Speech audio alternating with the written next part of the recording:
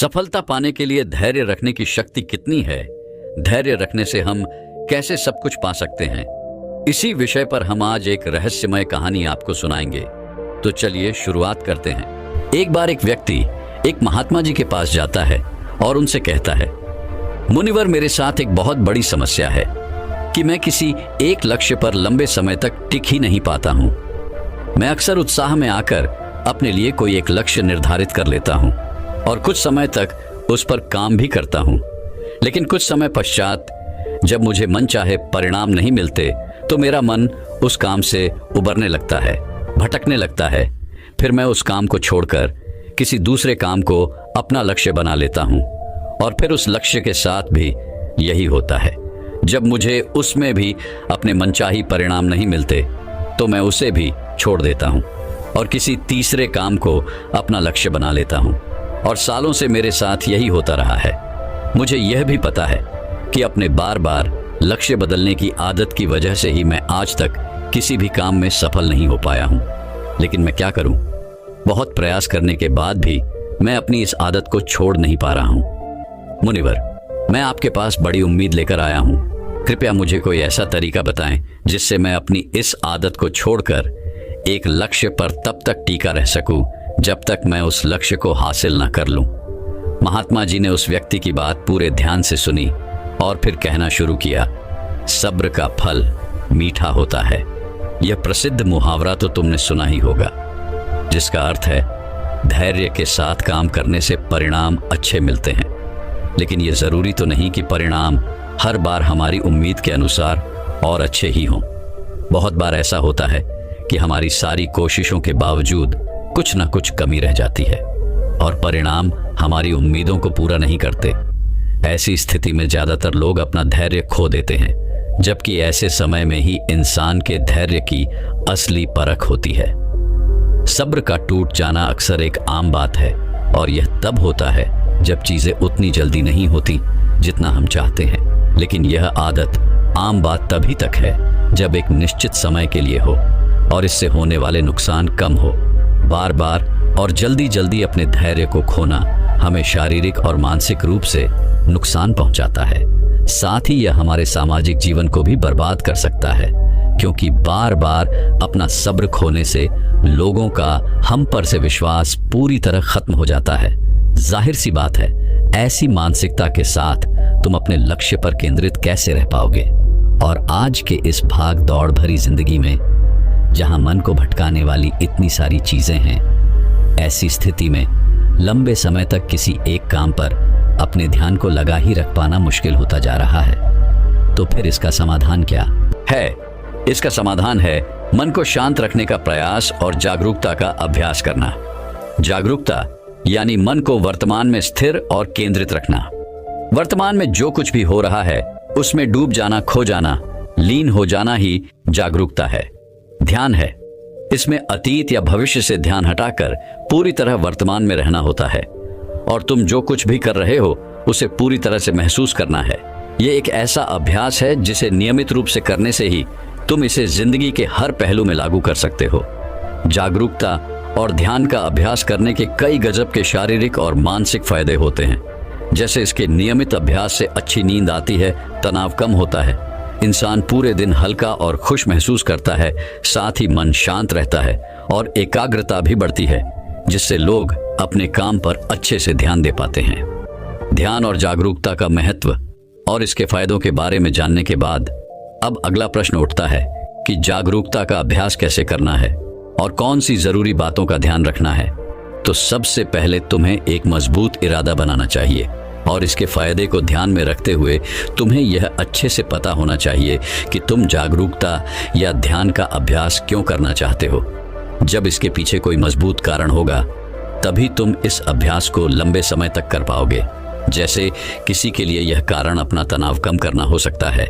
सबसे पहले तुम्हें यह तय करना है कि ध्यान या जागरूकता के अभ्यास के पीछे का तुम्हारा अपना कारण क्या है। अब जब तुमने तय कर लिया कि तुम्हें अभ्यास क्यों करना है, तो सबसे पहले तुम्हें अपने अतीत और भविष्य के फालतू विचारों को बाहर का रास्ता दिखाना है। तुम्हें यह पता होना चाहिए कि तुम्हारी ऊर्जा अतीत के लिए पश्चाताप या भविष्य की चिंता करने के लिए नहीं है। बल्कि अपने वर्तमान पर ध्यान देकर अपने जीवन को एक नई दिशा देने के लिए है। तुम्हें अपने आज के लक्ष्यों पर ध्यान देकर अपने भविष्य की बागडोर अपने हाथों में लेनी है। अब यहाँ जागरूकता के अभ्यास में दूसरी बात आती है, ध्यान देने की, यानी खुद को एक एकाग्रचित करने की। और इसके कई तरीके हैं। पहला, तुम किसी शांत जगह पर आरामदायक किसी दिन बैठ जाओ और अपनी आती जाती सांसों पर ध्यान दो कि कैसे सांस तुम्हारी नाक से तुम्हारे शरीर के अंदर जा रही है और फिर कैसे बाहर निकल रही है। सारा ध्यान सिर्फ इसी पर लगाना है। दूसरा तरीका है कि तुम शांति से बैठकर अपने मन में चलने वाले विचारों पर ध्यान दे सकते हो। तुम्हें मन में चल रहे विचारों को सिर्फ देखना है, किसी भी विचार को पकड़ना नहीं है। विचार आएंगे और गायब हो जाएंगे, तुम्हें बस देखना है। सड़क के किनारे बैठे उस आदमी की तरह जो वहां से आते जाते राहगीरों को देख रहा है लेकिन किसी को रोक नहीं रहा। या कुछ लोग अपनी भगवानिया मंत्रों का जाप भी करते हैं, जिसका जहां मन लगे या जिसके लिए जो तरीका काम करे सभी सही हैं। पर यहाँ सबसे महत्वपूर्ण बात है ध्यान देने की, एक एकाग्रचित रहने की, फिर चाहे वो किसी भी तरीके से हो। इसी तरह जागरूकता का अभ्यास करने का एक और जबरदस्त तरीका है और वह है अभी वर्तमान में तुम्हारे आसपास जो कुछ भी हो रहा है उस पर ध्यान देना। जैसे किसी चीज की आवाज, सुगंध, हवा, या फिर तुम कहीं चल रहे हो तो उसके आसपास की हर एक चीज पर बारीकी से ध्यान दो। ऐसे ही अगर कुछ खा रहे हो तो उसका स्वाद, आकार, रंग, सुगंध, हर एक चीज को देखते और महसूस करते हुए उसे खाना। इस तरह अपनी सारी इंद्रियों की मदद से जागरूकता का अभ्यास बड़े ही शानदार तरीके से किया जा सकता है। इसमें अलग से किसी शांत जगह जाने की जरूरत नहीं, बल्कि जो कुछ भी तुम कर रहे हो बस उसे महसूस करना है। अपनी जिंदगी में हर इंसान कभी ना कभी ऐसी स्थिति में जरूर पहुंचता है जहां उसे लगता है कि वह अटक चुका है, उसे आगे कोई रास्ता नजर नहीं आता, उसकी सफलता रुक सी जाती है। असल में हम कितने ही सटीक योजना क्यों न बना ले, कुछ बाहरी परिस्थितियां हमारे हाथ में नहीं होती, या फिर कभी हम अपनी क्षमताओं का सही अनुमान नहीं लगा पाते और ऐसे लक्ष्य तय कर लेते हैं जो उस समय हमारे लिए हासिल कर पाना लगभग असंभव होता है। तो ऐसी स्थिति में सब कुछ छोड़ देने का मन करता है। इसी वजह से ज्यादातर लोग लक्ष्य तो निर्धारित कर लेते हैं लेकिन अपनी योजना पर लंबे समय तक काम नहीं कर पाते और हार मानकर अपना लक्ष्य बदल देते हैं या फिर योजना, जबकि बहुत बार ऐसे पलों में बस एक धक्के की जरूरत पड़ती है जो हमें फिर से उत्साहित कर सके। जब किसी काम में हमारी प्रगति हमारी उम्मीद से कम होती है या फिर नहीं होती, तब हम सबसे पहले उस काम को ही छोड़ देना चाहते हैं। यह स्वाभाविक है क्योंकि यही सबसे आसान काम लगता है उस समय, लेकिन यही बात सबसे खतरनाक भी है, क्योंकि अगर बार बार हार मान लेने की आदत पड़ गई तो फिर किसी भी काम में सफल होना तुम्हारे लिए बहुत मुश्किल हो जाएगा। ऐसी स्थिति में तुम्हें अपनी मानसिकता बदलने की जरूरत है। सबसे पहले जो हो रहा है उसका सही मूल्यांकन करना, गलतियों का पता लगाना और फिर उसके हिसाब से योजनाओं को नए तरीके से बनाने की जरूरत होती है। भविष्य की चिंता छोड़कर वर्तमान के काम पर अपना ध्यान लगाना और मन लगाकर अपने काम को पूरी जागरूकता के साथ करना तुम्हें फिर से अंदर से उत्साह से भर देगा। तुम्हें इस बात को हमेशा याद रखना है कि मुश्किलें और असफलताएं भी जिंदगी का एक हिस्सा है। यह हमें कुछ नया सिखाती है और हमारे व्यक्तित्व निर्माण में महत्वपूर्ण भूमिका निभाते हैं। अपनी मानसिकता को एक नई सोच देकर तुम सफलता के बीच में आने वाली छोटी छोटी असफलताओं को एक मौके के रूप में देख सकते हो। तुम्हें अपने अंदर एक सकारात्मक मानसिकता विकसित करनी चाहिए जो भविष्य में आने वाली चुनौतियों के लिए तुम्हें मानसिक रूप से तैयार रखिएगा। तुम अपने सोचने का नजरिया बदलकर अपनी परिस्थितियां बदल सकते हो। हमेशा ऐसे लक्ष्य तय करो जो हासिल किए जा सकते हो। अक्सर असफलता या आगे न बढ़ पाने का एक बड़ा कारण यह भी होता है कि व्यक्ति खुद से ऐसी ऐसी उम्मीदें पा लेता है जिसे पूरा कर पाना बहुत ही मुश्किल होता है और फिर वह जल्दी ही निराश और उदास हो जाता है। अगर तुमने समाज या घर वालों के दबाव में आकर कोई ऐसा लक्ष्य तय कर लिया जो ना तो वास्तविक है और ना ही पाने योग्य है, तो फिर तुम उसे पाने के लिए चाहे कितनी ही अच्छी योजना बना लो, सफलता मिलने की संभावना बहुत ही कम होगी। हम अपने आसपास देखते हैं कि लोग सालों साल वास्तविक लक्ष्य बनाकर उसके पीछे बर्बाद कर देते हैं और आखिरकार एक दिन थक कर हार मान लेते हैं। जबकि अगर सही योजना और कड़ी मेहनत के बाद भी तुम्हें उचित परिणाम नहीं मिल रहे हैं, तो फिर तुम्हें अपने लक्ष्य में कुछ बदलाव करने की जरूरत है। और ऐसा करने से तुम किसी से कमतर नहीं हो जाते। हम सब अलग हैं, हमारे अंदर अलग अलग विशेषताएं हैं, हमारी सोच अलग है, हमारी परिस्थितियां अलग थीं, हमारे सपने अलग हैं। इसीलिए किसी की देखा देखी, किसी की नकल ना करके, किसी की दबाव में ना आकर अपने लिए वो लक्ष्य बनाओ जो तुम्हारे लिए सबसे सही हो। तभी तुम अपना सर्वश्रेष्ठ प्रदर्शन कर सकते हो और इसमें सफल होने की सबसे ज्यादा संभावना भी है। जब लोगों को उम्मीद के अनुसार परिणाम नहीं मिलते तो वह भूल जाते हैं कि उन्होंने यह लक्ष्य क्यों बनाया था। अपने लक्ष्य हासिल करने के लिए जब हम योजना बनाते हैं तो इसके पीछे दो प्रमुख कारण होते हैं, एक आंतरिक और दूसरा बाहरी। जब किसी भी काम में प्रगति धीमी पड़ जाए या तुम्हारा आगे उस काम को करने का मन न करे या फिर तुम हार मान लो कि अब मुझसे नहीं होगा, ऐसी स्थिति में तुम्हें अपने क्यों को याद करना है कि तुमने यह लक्ष्य क्यों बनाया था। खुद को याद दिलाना है कि अगर तुम हार मान लोगे तो इससे तुम्हारे अपने और तुमसे जुड़े लोगों के जीवन पर क्या प्रभाव पड़ेगा। अपने लक्ष्य के पीछे के मजबूत कारणों को याद करना तुम्हें ऐसी स्थिति में हौसला देगा जब तुम हार मानने वाले होगे। हमारी उम्मीद यह बताती है कि जो काम हम कर रहे हैं उसका परिणाम कैसा होना चाहिए। हम कितनी और कैसी उम्मीद रखेंगे ये बहुत सी चीजों पर निर्भर करता है, जैसे हमारे अतीत के अनुभव, समाज की राय, बाहरी परिस्थितियां इत्यादि शामिल हैं। तुमने भी अनुभव किया होगा कि जब तुम्हारे परिवार, समाज या आसपास के लोग अच्छा कर रहे होते हैं तो तुम्हारे ऊपर भी उनसे अच्छा करने का तनाव बढ़ने लगता है। लेकिन ऐसी स्थिति में तुम्हें किसी की देखा देखी या दबाव में आकर कोई काम नहीं करना चाहिए, बल्कि अपनी काबिलियत, समय, परिस्थिति, जानकारी के अनुसार ही अपना लक्ष्य तय करके उस पर काम करना चाहिए। वैसे भी इस दुनिया में सबके सारे सपने कहाँ पूरे होते हैं, लेकिन उम्मीद पूरी ना होने की स्थिति में कुछ लोग टूट जाते हैं और हार मान लेते हैं, जबकि वही दूसरी तरफ कुछ लोग नए सिरे से, नए जोश के साथ उस काम को पूरा करने में जुट जाते हैं। कभी सोचा है ऐसा क्यों होता है कि एक ही परिस्थिति में लोग इतनी अलग अलग प्रतिक्रिया क्यों देते हैं? क्योंकि हम सब एक दूसरे से अलग हैं, हमारी सोच और क्षमताएं अलग अलग हैं। वैसे उम्मीद यह परीक्षाएं रखना गलत नहीं है, क्योंकि यह हमें अंदर से उत्साहित और जोशीला बनाए रखती हैं। लेकिन जरूरत से अधिक उम्मीद और परीक्षाएं रखना चिंता और तनाव का कारण बन सकती है। इसीलिए हमारी अपेक्षाएं हमेशा वास्तविक होनी चाहिए, क्योंकि निराशा का सबसे बड़ा कारण होता है अवास्तविक लक्ष्य बना लेना।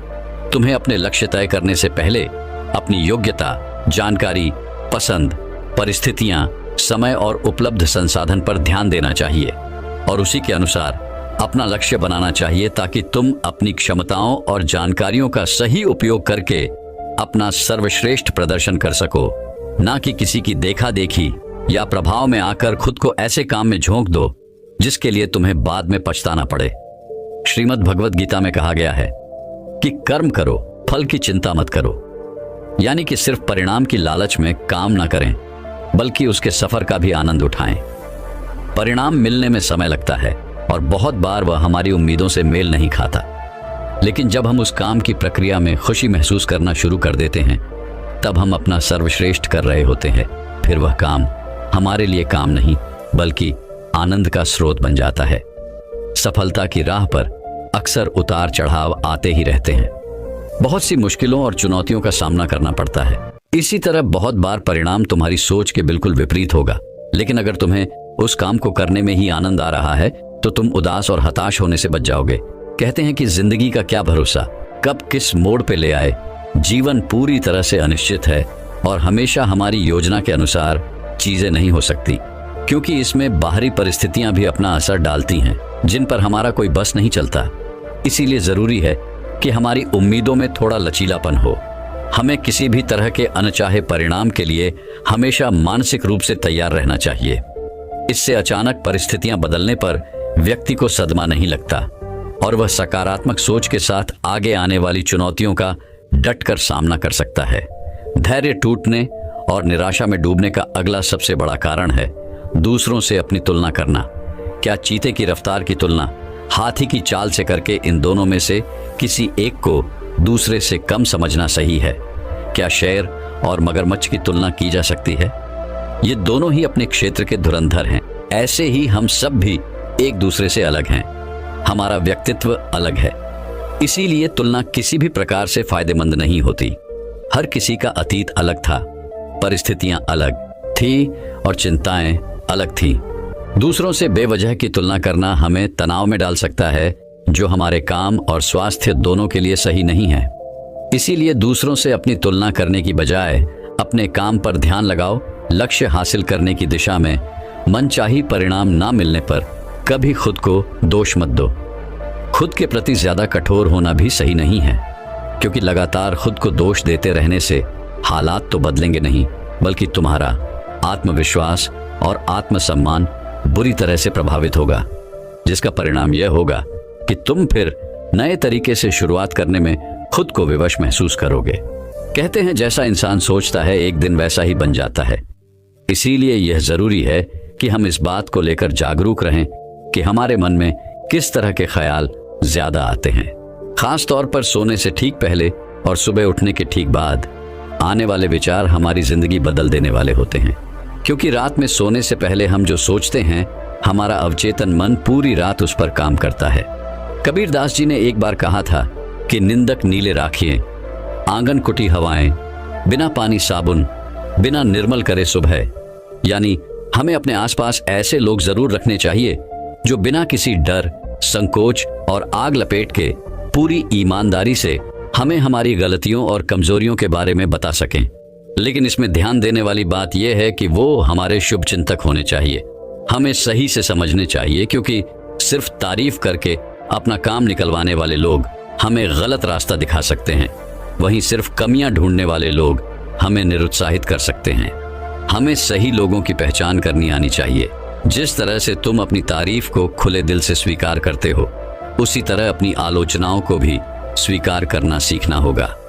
तभी तुम खुद को बेहतर बना पाओगे और अपने लक्ष्य को हासिल कर पाओगे। जीवन में मुश्किलें या चुनौतियां आने पर सबसे पहले वही लोग अपना धैर्य खोते हैं जिनका मन अशांत और बेचैन होता है, यानी जिनके मन और शरीर के बीच का तालमेल ठीक नहीं होता। तो अगर लोग अपने मन और शरीर के बीच ठीक से तालमेल बैठना सीख लें, यानी खुद को शांत रखना सीख लें, तो वह ज्यादा धैर्य और आत्मविश्वास के साथ आने वाली चुनौतियों का सामना कर सकते हैं। तो अब प्रश्न उठता है कि शरीर और मन के बीच संतुलन कैसे बनाया जाए? तो ऐसा करने के बहुत से तरीके हैं, जैसे हर सुबह ध्यान का अभ्यास करना, गहरी सांसें लेना, जागरूकता का अभ्यास करना, प्रकृति के साथ जुड़ना, योग और प्राणायाम जैसे अभ्यासों को अपने जीवन का हिस्सा बनाना इत्यादि। एक और चीज जो व्यक्ति को ज्यादा धैर्यवान और खुशहाल बनाती है, वह है आभार व्यक्त करना। जब इंसान का पूरा ध्यान उस चीज पर होता है जो उसके पास नहीं है, तो यह बात उसके अंदर बेचैनी पैदा करती है। फिर वह इस बेचैनी में आकर अपना धैर्य खो देता है और ऐसे निर्णय लेने लगता है जो उसे सफलता की ओर ले जाते हैं। फिर यह सफलता उसे और बेचैन कर देती है और फिर इस तरीके से यह एक चक्र बन जाता है जिस पर व्यक्ति उलझ कर रह जाता है। आभार व्यक्त करना एक ऐसा अभ्यास है जिसमें हम जानबूझकर जिंदगी में होने वाली अच्छी चीजों पर ध्यान देते हैं और उसके लिए खुशी महसूस करते हैं।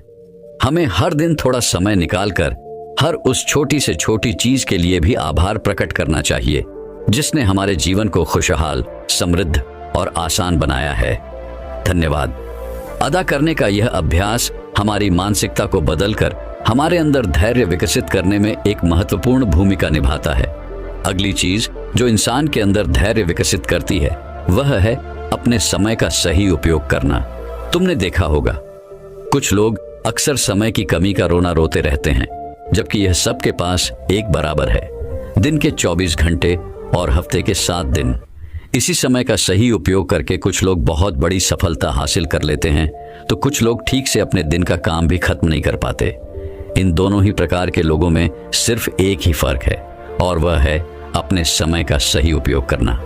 समय का सही उपयोग करने की दिशा में पहला कदम है अपनी प्राथमिकताएं तय करना।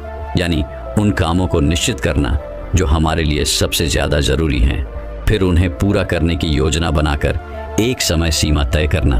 काम पूरा करने की समय सीमा निश्चित करना जरूरी है, क्योंकि यही हमें अनुशासित रखती है, वरना टाल मटोल करना तो इंसानी स्वभाव है।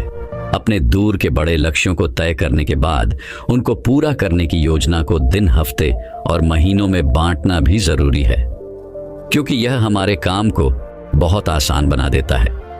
जब इंसान के पास अपने काम को पूरा करने की एक अच्छी योजना होती है तो फिर फालतू के कामों में अपना समय बर्बाद करना भी कम हो जाता है और हम अनुशासित बने रहते हैं। कभी कभी ऐसा होता है कि हमने लक्ष्य बना लिया, योजना भी बना ली, दिन, हफ्ते और महीनों में उसे तोड़ भी लिया, लेकिन कभी कोई मेहमान आ गया या फिर किसी दोस्त ने कभी कहीं जाने की बात कर दी तो हमारी सारी योजना ही खराब हो जाती है। लेकिन अगर ज्यादा जरूरी नहीं है तो फिर ऐसी स्थिति में हमें ना कहना भी आना चाहिए, क्योंकि हर समय हर किसी के लिए उपस्थित रहना हमें हमारे लक्ष्य से भटका देता है। लेकिन ज्यादातर लोगों के लिए ना कह पाना बहुत मुश्किल होता है। कुछ लोग तरह तरह के बहाने बनाते हैं तो कुछ लोग नजरअंदाज करके बचने की कोशिश करते हैं, लेकिन यह एक सही तरीका नहीं है। हमें अपने काम और स्थिति के बारे में बताते हुए उन्हें मना करने का उचित कारण देना चाहिए। अगर वो लोग सच में हमारे शुभचिंतक या हमें समझने वाले होंगे तो वो हमारे साथ बहस या जबरदस्ती नहीं करेंगे। इस दुनिया में जितनी भी बड़ी हस्तियां हुई हैं, सभी में एक बात समान है कि उन्होंने समय और धैर्य का महत्व समय रहते समझ लिया था। जब हमें कोई दूरगामी लक्ष्य हासिल करने होते हैं तो उसकी सफलता के लिए धैर्य का होना बेहद आवश्यक है। यह बात उन सब ने जान ली थी। कुछ लोग धैर्य और सब्र को गलत तरीके से समझते हैं। उन्हें लगता है कि हाथ पर हाथ रखकर इंतजार करना ही धैर्य है, जबकि धैर्य एक सतत चलने वाला कर्म है। धैर्य के साथ लगातार परिश्रम करना भी जरूरी है ताकि हम अपना लक्ष्य हासिल कर सकते हैं। लक्ष्य हासिल करने की दिशा में धैर्य को विकसित करने के लिए कुछ बातों को ध्यान में रखना बेहद जरूरी है। जल्दबाजी में निर्णय लेने पर ज्यादा संभावना है कि हमारा निर्णय गलत दिशा में होगा। इसीलिए कोई भी निर्णय लेने से पहले इसके फायदे और नुकसान पर सोचना और उसके बाद सही क्षण करके उचित निर्णय लेना ही निर्णय लेने का सही तरीका है। लेकिन इतनी लंबी प्रक्रिया के लिए हमारे अंदर धैर्य होना चाहिए। हमें तुरंत परिणाम हासिल करने के चक्कर में जल्दबाजी नहीं करनी चाहिए, क्योंकि छोटा रास्ता कभी सही नहीं होता। भावनाओं में बहकर निर्णय लेना भी खतरे से खाली नहीं होता। अगर धैर्य के साथ सभी उपलब्ध विकल्पों के बारे में अच्छे से जानकारी लेकर अपनी समझ का सही उपयोग करके उसमें से अपने लिए सही निर्णय लेते हैं तो हमारी सफलता की संभावना सबसे ज्यादा होती है। और जब किसी काम की शुरुआत इस तरीके से होती है तो समझो आधा काम पूरा हो गया। हमें लक्ष्य हासिल करने के लिए लगातार कोशिश करने और एकाग्रचित बने रहने की जरूरत होती है। जब हमें तुरंत परिणाम नहीं मिलता तो भटकाव आसान हो जाता है। कुछ लक्ष्य ऐसे होते हैं जिनके लिए कितना ही प्रयास कर लिया जाए, लेकिन उन्हें एक निश्चित समय के बाद ही हासिल किया जा सकता है। लेकिन इतने समय तक लक्ष्य की तरफ केंद्रित रहना आसान काम नहीं। इसके लिए सही योजना, दृढ़ इच्छा शक्ति और धैर्य की जरूरत पड़ती है। धैर्य हमें अनुशासित भी बनाता है और काम के बीच में भटकाव और चिंता से दूर रखता है। तुरंत मिलने वाले परिणाम हमें और जल्दी हासिल करने का लालच देते हैं। इससे होता यह है कि हम जो भी छोटे छोटे सफलता या लक्ष्य हासिल करते हैं उसके लिए खुश होना भूल जाते हैं, जिससे हमारे अंदर उस छोटी सफलता का उत्साह नहीं आ पाता और हम उसी तनावपूर्ण स्थिति में बने रहते हैं जो काम के बीच में होती है। बूंद बूंद से ही सागर बनता है। हर काम के लिए एक निश्चित समय लगता है। बदलता मौसम भी इस बात को सिद्ध करता है। बड़े और महत्वपूर्ण लक्ष्यों को हासिल करने में समय, दृढ़ता और धैर्य लगता है। बड़े लक्ष्य के लिए बड़े धैर्य की भी जरूरत पड़ती है, क्योंकि धैर्य हमें डटे रहने में मदद करता है। ऐसे समय में जब कोई परिणाम मिलता ना दिखाई दे, धैर्य हमारी निराशा को दूर करता है और हौसला बढ़ाता है, जिससे हम अपने लक्ष्य को हासिल करने की दिशा में लंबे समय तक पूरी दृढ़ता और आत्मविश्वास के साथ लगे रहते हैं। इतना कहने के बाद महात्मा जी ने अपनी बात समाप्त की और वो मौन हो गए। उस व्यक्ति को भी धैर्य और सफलता प्राप्ति में धैर्य के महत्व का अर्थ पता चल चुका था। उसने इस जानकारी के लिए महात्मा जी का धन्यवाद किया और वहां से चला गया। तो मेरे प्यारे दोस्तों, चलिए अब ध्यान की शक्ति के ऊपर एक छोटी सी अगली कहानी की शुरुआत करते हैं। आज से लगभग 2500 साल पहले पुराने चाइना में एक संत पैदा हुए। उनका नाम था लाओ त्सु। लाओ त्सु की गिनती अपने समय के सबसे समझदार और बुद्धिमान लोगों में की जाती थी। यहां तक कि चीन के सम्राट भी उनके पास सलाह लेने आया करते थे, क्योंकि लाओ त्सु की बुद्धिमानी के सैकड़ों किस्से प्रसिद्ध और उनका बड़ा मान सम्मान भी था पूरे चाइना में। एक बार कुछ ऐसी ही घटना घटी। सम्राट के दरबार में एक व्यापारी आया जिसके पास 2 फौल थे। उसने सम्राट के सामने एक शर्त रखी कि अगर सम्राट पहचान ले कि इनमें से कौन सा फौल असली है और कौन सा नकली, तो वो ये दोनों फौल सम्राट को भेंट कर देगा और साथ ही अपनी संपत्ति का आधा हिस्सा भी राजकोष में जमा करवाएगा।